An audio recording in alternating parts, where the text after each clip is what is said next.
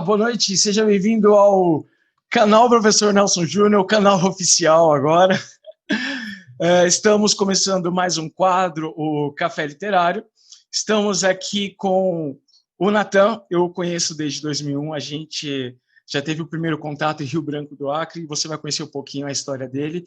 Ele é formado em Teologia e Sistema da Informação, ele está se especializando em inteligência artificial e aprendizado de máquina. Então, continue aqui no nosso bate-papo que você vai ver um pouquinho essa história.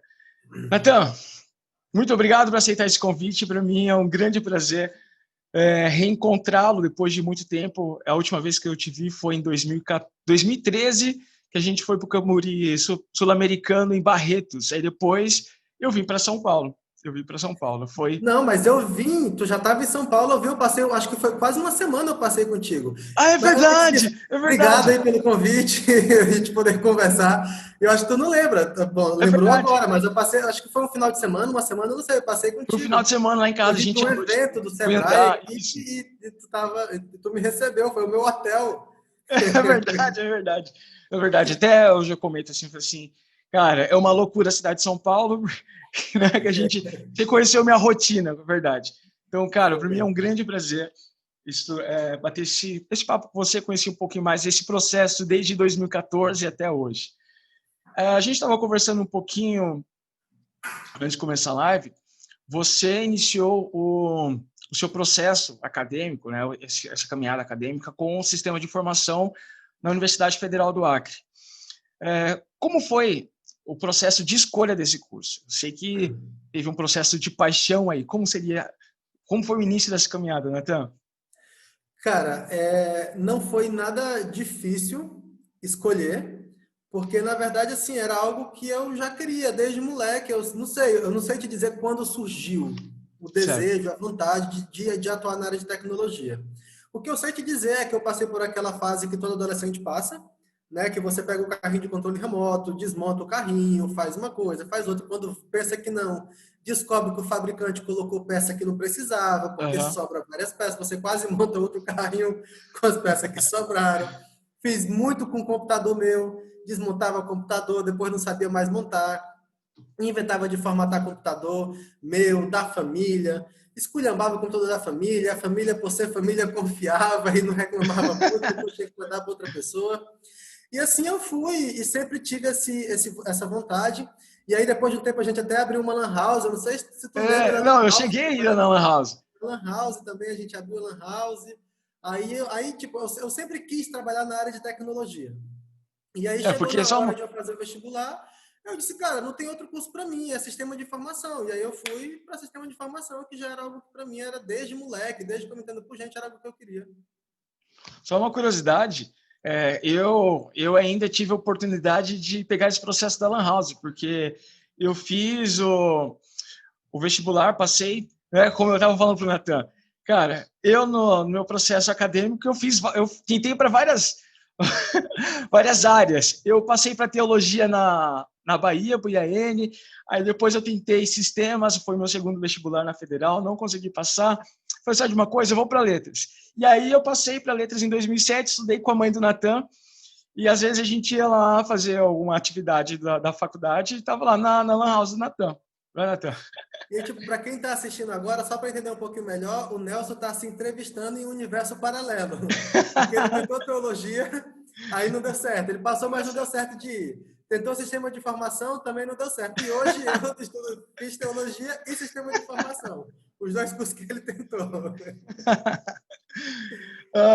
Aí, sistemas de informação na Federal do Acre, na UFAC, você tinha me contado que teve algumas disciplinas que você se identificou. Quais seriam essas disciplinas que te marcou, que você conseguiu assim, falar assim, olha, bacana, e essa é uma área que eu poderia me especializar? Então, disciplina, uma matéria com nome específico, não tem assim uma específica, mas tem sim três áreas que eu sempre me identifiquei na área de sistemas, que foi a primeira programação. Eu sempre me identifiquei e essa era a matéria que eu mais me destacava, que eu mais gostava. As matérias nessa área de programação sempre eram as que eu me saía melhor. Depois, a da área de redes e servidores e tal. Eu sempre gostei também bastante dessa área, me identifiquei bastante. e gerência de projetos. Eu acho que basicamente são as três áreas aí que eu mais me identifiquei. Mas, assim, das três, a de programação, acho que era a que sempre se destacava mais e que eu sempre me identificava mais. Agora, se é para me falar também de outras matérias marcantes, Pode mas ser. não necessariamente boas, aí a gente pode Aham. falar cálculo 1, cálculo 2, né? Cálculo 3, a gente pode falar de estatística. Tinha uma outra, cara, PO. PO, eu só lembro da sigla, PO. Me deu, o negócio foi tão feio que eu só lembro da sigla. Era, cara, PO, tô tentando lembrar, mas eu não consigo. Mas assim, era da área da matemática, era sempre onde eu me dava um pouquinho mais mal.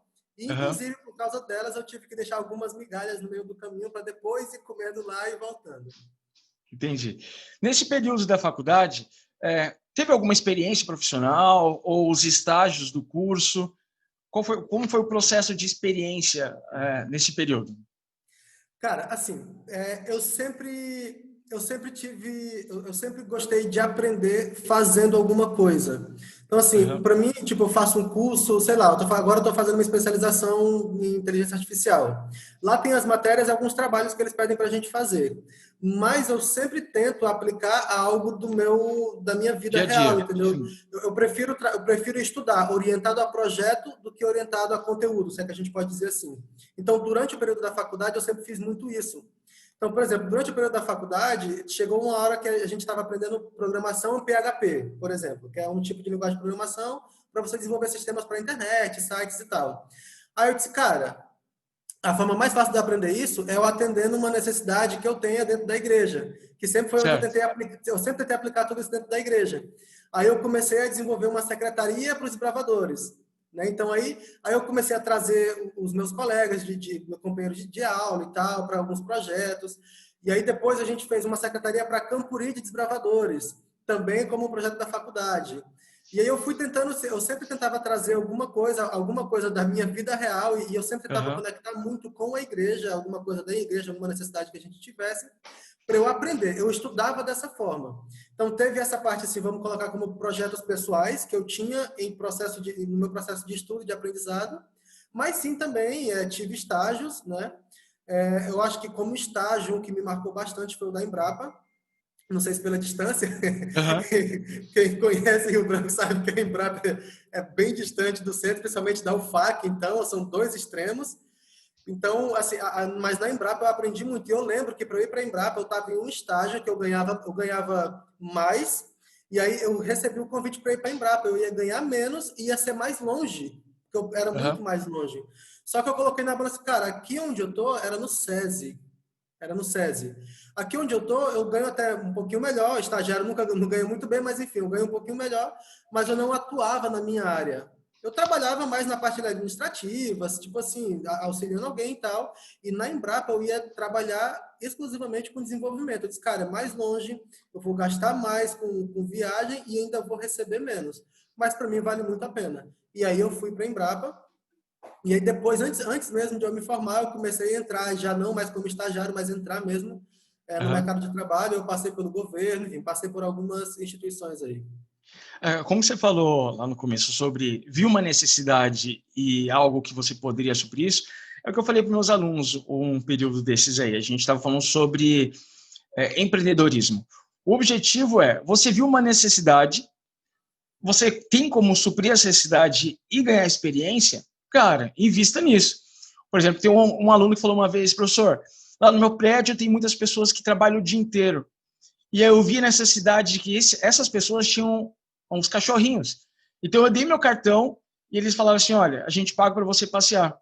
Então eu vi que você viu uma necessidade de organização, até mesmo da comunidade onde você vive ou vivia. Falei assim, olha, eu sei e eu posso melhorar isso. E ganhou como experiência. Como experiência. Isso é muito importante, né? Eu acho que, já que tu tocou nesse assunto aí e tal, e com os alunos e tudo mais, eu acho que é muito importante ter isso na mente e tal, porque, por exemplo, no meu caso, se eu tivesse que botar numa balança financeiramente falando, Embrapa ou SESI, eu nunca ia escolher a Embrapa. Só certo. que eu entendia que naquele momento eu precisava aprender. Então, por mais que às vezes financeiramente não vale a pena, às vezes você tem que trabalhar mais do que o normal, do que o esperado e tal, mas nesse processo de aprendizado vale muito a pena. Eu li um artigo esses dias, o cara falando assim, tipo, por que que ele é, desistiu de estudar? Vou usar o termo orientado a conteúdo e Uhum. orientado a projetos, né? E é por isso que eu usei o termo que veio dessa coisa que eu li. Mas que, tipo, você sente uma automotivação já muito. Você tem uma automotivação porque é algo que você quer, algo que você se envolve e tal, e você já aplica em um caso real e você vai aprendendo, e tipo, você esbarra com muitas dificuldades, mas você vai estudando e nesse processo você estuda, aprende e ganha experiência, né? Experiência. Quanto mais experiente você for, mais valor você vai adquirindo para você Sim. mesmo. Uma pausa aqui, a Caroline Castro, Cauã e Silvana estão aqui ao vivo com a gente no bate-papo. A Carol, ela falou que PO é pesquisa operacional. Pesquisa operacional, cara. Depois que eu desliguei, eu fiquei pensando, cara, como é o nome dessa disciplina? O nome dessa disciplina. Anota aí, pesquisa operacional. Valeu, Pesquisa Carol. operacional. E aí, depois desse período de sistemas, você foi fazer teologia. Como foi esse processo? Cara, eu já tinha terminado o sistema, mas eu não tinha me formado, porque, tipo, eu tinha terminado todas as disciplinas, mas eu não tinha feito o meu TCC. Mas eu já estava trabalhando e tal, tipo, o cara sai, o cara já entrou no mercado, e, tipo, no nosso caso, você não precisa ter um credenciamento e tal, né? Uhum. Enfim, você pode trabalhar de forma livre. E aí eu já estava trabalhando, e ficava difícil conciliar isso. E aí, cara, o tempo é muito curto para eu dizer assim como foi essa virada de chave. Mas o que acontece é que alguns anos antes, eu fui em 2015 estudar teologia, mas sei lá, Vou um, fazer uma dois anos. pergunta, Natan. Só dar uma pausa Ah, aqui rapidinho. É algo que veio na minha cabeça. Falei, você falou que você começou a aplicar o que você aprendia no curso na comunidade, né? Por exemplo, você fazia a secretaria dos gravadores, depois regional e tal. Será que isso influenciou você fazer teologia ou não? Falei assim, cara, eu acho que eu posso trabalhar mais para esse lado também. Ou não? cara, não influenciou pelo seguinte. Quando eu decidi estudar teologia, e esse foi um processo lento de decisão, eu já estava casado, a gente já tinha uma vida estável. Eu trabalhava em uma empresa estável, eu tinha também uma outra empresinha que eu já estava prestando serviço para o governo. A Ariane, minha esposa, trabalhava para o governo. Então, assim, a gente já estava relativamente Uhum. bem. O que um casal novo queria, a gente já estava começando a conquistar. E aí, cara, só que assim, eu comecei a perceber que tudo que eu sempre quis na vida não era o que estava me fazendo feliz. Então, como eu disse, eu falei, eu fui em 2015, mas anos antes eu comecei a sentir uma vontade de mudar e tal. A Ariane não queria, eu não queria, eu resisti muito. Tanto que foram um processo, sei lá, de 2 anos, eu ouvindo, tipo, esse desejo, essa vontade, a voz dizendo assim, cara, vai estudar teologia, tu tem que estudar teologia. E como eu falei, foi um processo muito lento e demorado. Mas quando eu tomei essa decisão de estudar teologia, assim, na hora ali, o que ficou foi, acabou a minha carreira de trás, acabou a minha experiência com tecnologia, acabou a minha vivência com tecnologia, eu não vou mais me envolver com a área tecnológica, eu vou agora para o Ministério Pastoral. Então, eu fui no objetivo de pastorear a igreja, de fazer toda essa parte e esquecer a área de sistemas. Por isso que eu digo que não influenciou. Porque quando eu tomei essa decisão, eu não pensei em unir as duas coisas. Eu pensei, cara, eu vou para ser pastor de igreja, eu vou estudar para ser isso, e acabou. E esse era o meu desejo, e até hoje eu tenho essa vontade. Só que, enfim, por coisas da vida, hoje eu tenho uma outra função, e hoje eu faço o que eu achava que eu não queria fazer, que é associar os Uhum. dois, né? E agora, voltando indo em direção à teologia, eu sei que quando se faz teologia, você também tem a parte prática, que você precisa fazer acompanhamento com o pastor oficial da igreja. Teve alguma situação em que você fala assim, olha, eu nunca vou esquecer isso. Outra questão. Depois disso, eu queria saber o seguinte, você estudou no Peru, certo? Vamos começar pelo Peru primeiro. Né? No Peru, você teve que estudar. Teve dificuldade a questão de línguas diferentes? Você teve que aprender o espanhol, foi obrigado, ou não teve esse problema de, não, português está tranquilo, podia conversar com as pessoas? Cara, assim, ninguém te obriga, mas você é obrigado, entendeu? Não tem como. Por exemplo, eu cheguei eu não conseguia entender absolutamente nada. Tipo, você pega os peruanos, bolivianos, sei lá, esse pessoal falando, eles falam que não, você acha que eles falam que não é metralhadora. Só que quando você para você falar no seu idioma, você também fala igual a metralhadora, né? E aí eu cheguei lá, as aulas tudo era em espanhol. Eu não era o único, tinha um outro amigo meu que entrou, a gente juntos, nós éramos os dois brasileiros, só que tudo era em espanhol. E aí eu não tinha como. Os professores no primeiro semestre, na verdade no primeiro ano, eles até disseram assim, cara, ó, se eu estiver falando rápido, avisa que eu falo mais devagar. Os trabalhos você pode escrever em português. As provas você pode responder em português. Então, no primeiro ano eu tive essa colher de chá. Só que eu tentei não usar isso. Claro que eu escrevia muito errado e tal, né? Tipo, o começo ali eu entrei de cara. Eu caí lá, eu não sabia absolutamente nada do espanhol. Porque Nada. você acaba se acomodando, né? Fala assim, não, beleza, se isso é tranquilo, eu vou levar. Sim, e já tinham outros, assim, da minha turma eram os dois, mas já tinham outros brasileiros de outros anos. E, assim, um conselho que eles deram foi assim, cara, nosso primeiro ano de prática lá, o primeiro ano de teologia, a gente faz prática dentro da universidade, nas escolas sabatinas da universidade. Então, ele fala assim, cara, se te derem escola sabatina de brasileiro, foge. Não fica em escola sabatina de brasileiro. Porque é o primeiro passo para tu não aprender espanhol. Porque como ia ser o meu próximo círculo de amizade fora da sala de aula, ia ser esse pessoal. E se eu me misturasse com brasileiro, acontece o que acontece com muito brasileiro nos Estados Unidos, que os caras moram numa colônia brasileira, os caras passam 10, 15 anos vivendo nos Estados Unidos e não sabem falar online inglês, porque viveu dentro de uma colônia e não se socializou com o idioma do lugar, entendeu? Então, eu me distanciei total de brasileiro no primeiro ano. Claro que eu tinha algumas relações, mas, assim, no geral, eu me distanciei de brasileiro. E aí, tanto que no segundo semestre, a disciplina de espanhol, a melhor nota foi minha. Eu fui o melhor aluno de espanhol no segundo semestre. Cara, assim, pelo menos eles dizem até hoje que eu falo espanhol muito bem, que em alguns momentos nem parece que é um brasileiro, porque o sotaque você sempre vai ter, né? Mas em alguns momentos eles dizem que nem parece brasileiro falando.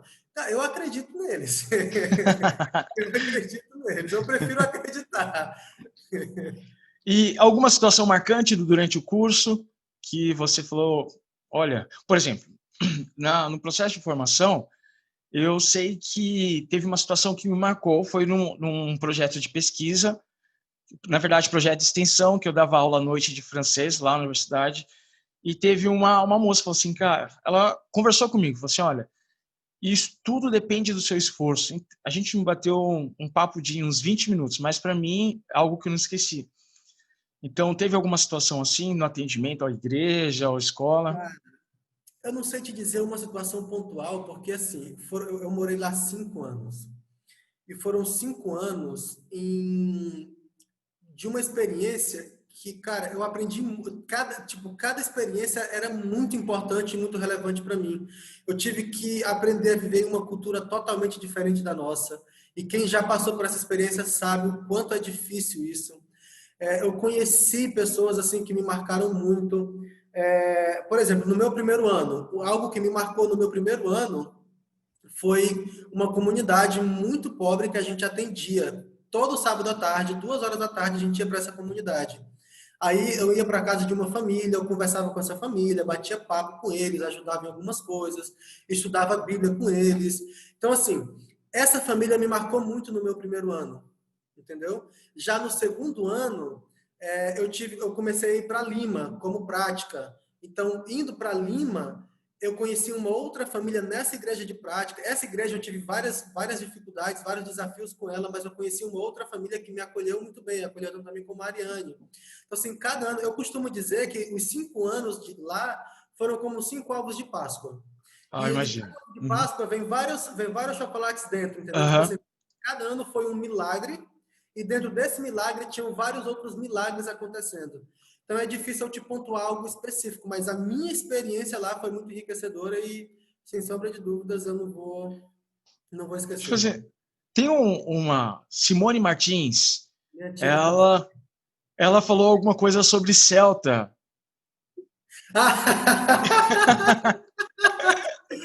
Cara, antes de eu estudar teologia, Aham. eu estava com um sistema, eu tinha desenvolvido um sistema de rastreamento de veículos. E aí a gente rastreava alguns carros do bombeiro e tal. E eu também rastreava, tipo, o meu carro, a minha moto e de algumas pessoas da família. E eu fiz um curso de eletricista automotivo. Então, Aham. Teria. teoricamente, eu sabia mexer na parte elétrica do carro justamente por causa dos rastreadores e tal. E eu falei Certo. para ela, tia, eu vou instalar um rastreador no seu carro. Aí foi o carro que eu fui instalar um rastreador. Aí, velho, batata. Queimou. Só que assim, sorte que queimou um fusível. Só parou de funcionar o ar-condicionado. Eu fiquei desesperado. Ela levou no meu professor. Cara, o meu professor tocou o terror. Tocou o terror. Disse que ia ter que desmontar o carro todo, ia ter que tirar toda a fiação para achar um lugar, para achar o que eu tinha queimado e tal. Eu disse, cara, eu me desesperei. Eu não sei quem foi, um primo meu arranjou Ah, um outro eletricista, o cara foi lá e só disse, não, cara, esse fusível aqui. Tirou, trocou o fusível e o ar-condicionado voltou a funcionar. Então, tá tudo resolvido aí com o Celta. Foi uma pronto, ótima Simone. experiência. Já foi esquecido. Agora, o Natão hoje. Como é o Natão hoje na área profissional? Cara, hoje eu sou um pastor digital. Eu não sei, eu nunca passou na minha mente que isso fosse acontecer um dia. A galera, tipo, a gente cresceu no Clube dos Bravadores, né, Nelson? A gente Aham.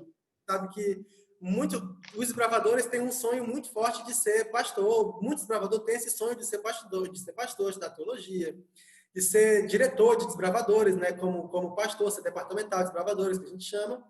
Eu nunca tive esse sonho. Nunca tive isso, nunca imaginei.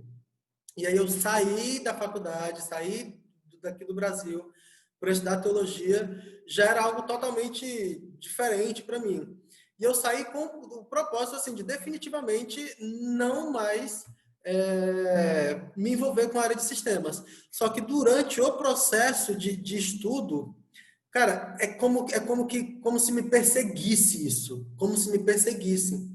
E aí hoje aqui na Novo Tempo eu atuo como um pastor digital.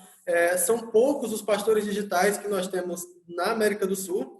Na verdade, eu acho que se a gente vai colocar na ponta do lápis, somos de fato três, né, que sou eu, o meu amigo que trabalha comigo e o Vitor BJ, que também trabalha comigo. Eu não sei. Todos aí em Jundiaí. Isso, todos aqui na área de. A gente trabalha na área de evangelismo digital, né? E eu, Aham. especificamente, trabalho na área desenvolvendo, associando tecnologia com a pregação do evangelho, com a parte de evangelismo. Basicamente, meu trabalho aqui é esse: é manter o que a gente já tem e também ter algumas ideias de como a gente pode usar a tecnologia para poder pregar o evangelho. Interessante. Agora, a questão nessa parte digital, a gente sabe que na parte de trabalhar com a questão religiosa é importantíssima pela facilidade. A gente sabe que qualquer momento o cara pode mandar uma mensagem no WhatsApp, compartilhar uma informação. Quais as dificuldades encontradas, principalmente nessa área digital? Cara, não sei te dizer, assim, dificuldades. Eu acho que eu procuro não ver dificuldade, entendeu? Sei lá, não sei se, mas eu procuro não ver dificuldade. Claro que a gente tem algumas restrições. Por exemplo, já que tu tocou no assunto do WhatsApp, o WhatsApp ele tem uma volatilidade muito grande. Então, assim como é muito fácil as pessoas começarem, é muito fácil as pessoas desistirem, né, do estudo, por exemplo. No Certo. caso que a gente trabalha com estudo bíblico. É aquele lance, né, do que vem fácil, vai fácil. Então, por ser um ambiente muito volátil nesse aspecto, as pessoas que vêm com facilidade, elas saem com facilidade. Uma outra dificuldade, talvez uma outra barreira que a gente encontra, é que, claro, tipo, apesar de que eu trabalho com a parte digital, eu acredito muito no potencial da pregação no meio digital, mas eu também sou consciente de que ela tem algumas limitações. E o mesmo ponto que limita, capacita ela. Por exemplo, o fato de ser digital faz com que seja impessoal. Certo. Certo? Isso é um limitante. E, Só que, em e contrapartida, esse mesmo limitante é um certo. potencializador, porque pelo fato de não ser presencial e não ser pessoal, eu consigo estar daqui e falar com alguém, tipo, agora tu tá em João Pessoa, eu tô em Jacareí e minha mãe tá no Acre assistindo. Então, o mesmo ponto que debilita também potencializa. Assim, por ser digital também, a gente tem que pensar o seguinte: dependendo da pessoa, quem vai receber essa informação, você tem que pensar também, tem que ser uma informação criativa até, que chame a atenção, para não ficar uma coisa maçante. Eu, por exemplo, eu sou muito visual. Eu sou muito visual. Sim. Então, para mim, se algo não me agrada visualmente, eu já perco um pouco a vontade de fazer aquilo. Então, a sua função, por exemplo, você trabalha não somente com a produção de conteúdo, mas a organização desse material também na plataforma. Sim, no meu caso específico, eu trabalho com a Esperança. Eu Certo. não sei se tu conhece ela. A Esperança é um chatbot que a gente desenvolveu para dar estudo bíblico por WhatsApp. Então, basicamente, é um robô que ensina a Bíblia no WhatsApp. O pessoal que estuda a Bíblia com Esperança, eles estudam a Bíblia com um sistema, com um robô, mas a conversação, ela flui como uma conversação de WhatsApp com uma pessoa, entendeu? Então, ela é programada para conversar com você, e por isso eu estou me especializando em inteligência artificial, porque a gente está querendo desenvolver cada vez mais recursos dentro disso. Então, você conversa com um robô no WhatsApp e esse robô vai ensinando a Bíblia para a pessoa, e para você, no caso, e você vai conversando em relação a isso. No meu caso, eu não trabalho tanto com a parte de conteúdo, porque senão iria ficar um negócio bem sobrecarregado em relação a conteúdo e a parte técnica.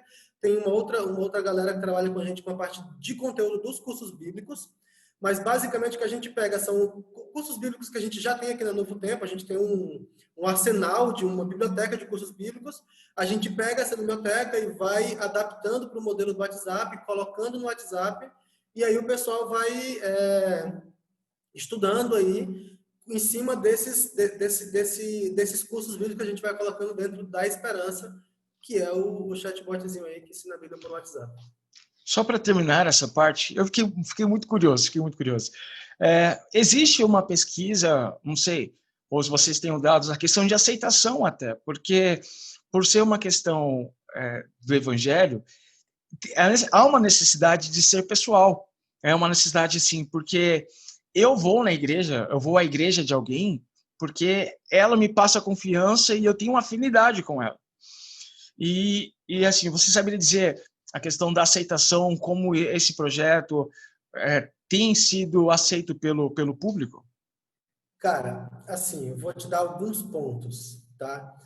Isso começou, ela foi oficialmente publicada e começou a vida útil dela, a Esperança, no dia 1º de dezembro de 2018. Isso, assim, nesses 2, 3 primeiros meses, claro, eram alguns testes e tal, mas já era uma versão de produção, que a gente chama. Já estava no ar para quem quisesse acessar. De lá até aqui, mais de 100 mil pessoas já estudaram a Bíblia com ela, com a Esperança. Então, você já tem um número expressivo, né? Mais de 100 mil pessoas estudaram a Bíblia com a Esperança. Hoje, ela ensina a Bíblia em português e em espanhol. Apesar de estar limitada a português e espanhol, ela já chegou em todos os continentes do mundo. Porque em algum lugar, em todo lugar tem um brasileiro, em todo lugar tem um peruano, em todo lugar tem... Enfim, tem gente de todo lado, certo? Então, aí você percebe também o alcance global que teve. Fora do nosso ambiente, do nosso território, aqui da América do Sul, os países onde a gente mais tem alunos ou pessoas estudando a Bíblia hoje é Angola e Moçambique. São 2 países africanos que têm uma situação econômica nacional, de forma geral, muito precária, qualidade de internet muito precária, e eles não têm como estudar a Bíblia de outra forma, porque, tipo, é que nem hoje, você pega um celular pré-pago, você coloca crédito da Claro, o que a Claro te dá de bônus? WhatsApp. Ele não te dá YouTube, ele não te dá Netflix, ele não te dá nada, ele te dá WhatsApp. Isso acontece em todos os países, ou quase todos os países acontece isso. Então, nesses lugares, por exemplo, que são bem remotos, as pessoas não têm como estudar a Bíblia de outra forma, mais pelo WhatsApp, porque toda operadora de telefonia dá pacote de dados para o WhatsApp, eles conseguem estudar a Bíblia. E eu tenho feito palestras, eu tenho ensinado o pessoal a como usar e tal, em vários lugares. Tipo, tem gente, sempre vem gente de Moçambique conversar comigo. Essa semana agora, dessa semana passada, e sábado agora eu vou estar de novo com o pessoal do Panamá, ensinando como é que usar, dando capacitação. América do Sul, os países da América do Sul, já dei capacitação em praticamente todos os países, tudo online. Então, assim, a aceitação, isso do público de forma geral, você tem essa aceitação. E da igreja, a esperança, ela tem duas formas de que você pode estudar a Bíblia. Uma é você e ela, e tem Certo. a nossa equipe por trás aqui, que é toda a Aham. nossa equipe de atendimento e tal. E tem uma outra forma que é basicamente que a gente usa para os membros de igreja, para que eles possam fazer como se fosse uma dupla missionária com um robô e ensinar a Bíblia. Então, por exemplo, eu posso criar um grupo de WhatsApp, a Esperança e tu, por exemplo, eu quero te ensinar a Bíblia, tu é a pessoa que eu conheço. Então, nesse grupo de WhatsApp, a Esperança dá o estudo bíblico e eu vou fazendo a parte relacional, tirando dúvidas e Ah, tal. E aí, então, eu me associo a isso e aí se torna mais fácil para eu poder te dar o estudo bíblico. Então, desse ponto, por exemplo, a gente tem uma aceitação muito forte da igreja. A igreja pede muito, a igreja quer muito usar isso, porque é uma ferramenta muito fácil, muito útil, e tem toda uma sim. estratégia desenhada para que isso não fique só online, para que em algum momento a pessoa seja traga para o relacionamento pessoal. Porque muita gente tem vergonha até, não sabe como que eu começo, e através do Esperança, já dá o primeiro passo, já inicia o conteúdo, e até mesmo o amigo que está ali, ele já começa a se soltar também. Aí ele faz os comentários. Ah, isso é bem bolado, isso é muito A legal. gente, a gente recebe muito comentário de gente que nunca deu estudo bíblico na vida, mas por ser tão fácil, e assim, esse é o outro detalhe, é um ponto fraco que também potencializa. A impessoalidade me faz ser mais corajoso. Então, pelo fato de eu não estar cara a cara com a pessoa, às vezes eu tenho vergonha de fazer isso de forma presencial. E tinha muita gente que não dava estudo bíblico, não era porque era um mau cristão, é porque o cara tinha vergonha, entendeu? Só que agora, via WhatsApp e tal, muita gente que nunca tinha feito, agora começou a dar estudo bíblico porque se tornou muito mais fácil. E um outro detalhe também que a gente percebe muito é assim, apesar de ser, também pelo fato de ser impessoal, as pessoas fazem muito, eles vêm conversar com a gente e, cara, eles desabafam. Eles desabafam. E viam fotos, às vezes, de gente se cortando. É gente que diz que quer se suicidar, que quer se separar, que não sabe como educar o filho, que não sabe como educar a filha. A gente vê cada situação que na internet as pessoas têm mais abertura e elas se sentem mais livres para poder contar. Só para te dar um exemplo, por exemplo, isso aconteceu mais de uma vez, mas assim, uma vez marcante. Uma pessoa escreveu uma mensagem para a gente de noite, já um pouco tarde da noite, que queria se matar. A nossa equipe não estava trabalhando. De manhã cedo, quando a nossa equipe foi ler e foi responder essa pessoa, quem respondeu foi a mãe. A menina já tinha se matado. Só que também teve outros casos semelhantes a esse, que depois de um bom tempo de conversação via WhatsApp, não foi chamada, foi só texto, a pessoa foi cobrando consciência e tal, tipo, ela foi saindo daquele quadro. É claro que a gente sempre orienta a procurar um profissional, lógico isso, mas ali, aqueles primeiros socorros a gente faz com a nossa equipe ali, e muita gente que veio nesse estado e que hoje de certa forma, se recuperou também graças a isso. Lógico que teve um acompanhamento profissional junto, mas que graças a isso também conseguiu aí levar adiante, entendeu? Porque o anonimato até coloca um pouco mais de confiança, né? Porque a pessoa ali tá, fala assim, não, ele não tá me vendo e ela consegue encontrar mais forças de expressar o que sente. Porque a questão que eu acredito, na questão do desabafo, na questão de apresentar as emoções, esse medo de ser julgado dificulta a pessoa mostrar quem ela é. E quando tem essa ferramenta em que a pessoa pode ser ela mesma, há uma liberdade muito grande. Então, acredito que isso tenha acontecido com mais facilidade através dessa ferramenta, né? Essa facilidade de expressar o que sente e ajudou também muita gente. Eu tenho alguns amigos assim, cara, eu não consigo iniciar um estudo, não consigo falar sobre um assunto porque eu tenho vergonha. Então, quando tem essa liberdade, esse anonimato, e você está ali presente, mas não de forma física, isso, cara, eu gostei bastante disso. Isso que tu está falando aí, eu lembro de um caso de uma mulher que ela até se batizou aqui no Novo Tempo. Foi um caso, uma experiência que a gente trouxe, ela contou a história dela tudo aqui. Mas uma coisa que ela dizia, é que ela disse antes de entrar em contato com a gente. Ela viu, né? Enfim, ela encontrou o nosso contato, ela disse assim, Senhor, vou entrar em contato com esse número. mas eu vou colocar algumas regrinhas aqui. E a principal regra dela era o seguinte: na foto do perfil, não pode ser a foto de uma pessoa, tem que ser a foto de, sei lá, de uma logo, uma instituição, alguma coisa. Porque ela não queria ter esse papo, ou pelo menos começar essa conversa com uma pessoa. E como a gente aqui sempre responde como Novo Tempo, a gente sempre Aham. responde como Igreja Adventista. E esse fato de a pessoa, às vezes, entender que está conversando com uma instituição e não com uma pessoa, também faz com que ela se sinta mais aberta a poder desabafar, enfim, Dá uma contar. credibilidade maior, né?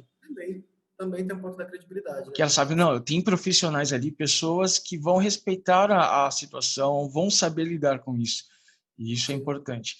Natan, eu queria, cara, passar o dia inteiro batendo papo com você, porque, para mim, esse assunto acrescentou bastante em minha vida, porque é algo que eu desconhecia. Mesmo ali em São Paulo, projetos em cima de projetos, mas é algo que eu estou conhecendo agora, gostei bastante. Para quem está assistindo a gente agora, como que ele faz para encontrar isso, para ele conhecer mais sobre o seu trabalho, também conhecer um pouco mais sobre esperança, como que ele faz para te encontrar, para descobrir isso? Tem um endereço que eu acho que é a forma mais fácil, é adv.st/estudo bíblico. Sem acento, logicamente, bíblico, né? adv.st/estudo bíblico. E aí a pessoa vai cair direto no número do WhatsApp da Esperança e ela já vai poder começar o estudo dela. adv.st/estudo bíblico. E ela já vai encontrar a Esperança aí e vai poder estudar a Bíblia com ela. Fazer assim, na descrição desse vídeo, eu vou deixar o link que o Natan passou para você ter acesso e conhecer mais sobre esse trabalho desenvolvido na Igreja Adventista. E, Natan, muito obrigado por ter aceitado esse convite. Para mim, foi um grande prazer bater esse papo com você. Saber onde você está agora, que eu preciso saber da sua vida, né? Por quase 7 anos, sem saber onde estava o Natan. Quase onde está o Wally, né? Onde está o Natan. Então, Natan, muito obrigado por aceitar esse convite. Valeu, eu que agradeço. É bom bater um papo aí, a gente se reencontrar, trocar essa ideia digital, mas daqui uns dias presencial, tu vai voltar para São Paulo, agora a gente está perto, né? Fica mais fácil da gente se encontrar e bater um papo também cara a cara aí. É isso aí. Acompanhe a gente nas redes sociais, que aí em breve vai ter uma selfie nossa. Eu vou lá fazer uma visita ao Natan. Então, pessoal, você que esteve aqui com a gente até agora, muito obrigado pela sua participação. Se você gostou desse vídeo, não se esqueça de deixar o seu like, de compartilhar com seus amigos. Ajude a divulgar também o Esperança, que eu sei que você vai ajudar muita gente que talvez esteja em casa sem objetivo nenhum nessa quarentena. Eu sei como muita gente, eu tenho amigos que falam assim, Natan, Nelson, cara, eu preciso sair de casa, porque desde quando começou a quarentena, eu não sei mais o que fazer. Então, eu sei que com Esperança você vai estar ajudando alguém. E não deixe de se inscrever, siga a gente nas redes sociais, que você pode entrar em contato com a gente, bater um papo, a gente pode falar sobre outras coisas também. Então, muito obrigado, valeu, até a próxima. Valeu. Tchau.